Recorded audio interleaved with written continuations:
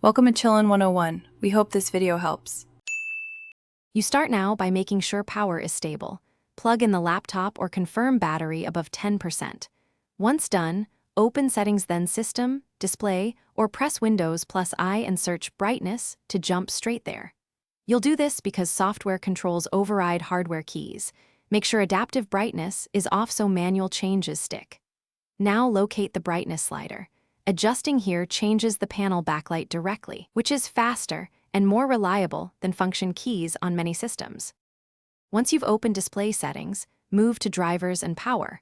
Open Device Manager, expand display adapters, and update or reinstall the graphics driver because outdated drivers often prevent brightness changes.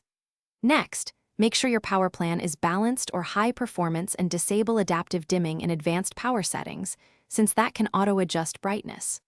Also open the Intel, AMD, or NVIDIA control panel to confirm there's no vendor override. Doing these steps ensures both software and firmware cooperate to set correct backlight levels.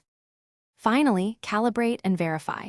Run the built-in calibration wizard in color management to fine-tune brightness and contrast, because calibration ensures perceived brightness is accurate across apps.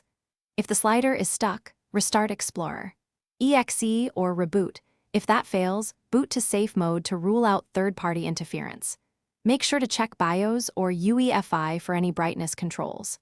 If nothing changes, the issue may be hardware, a faulty backlight or inverter, and you should seek repair or replacement rather than keep troubleshooting. Thanks for watching. Consider subscribing if we helped you.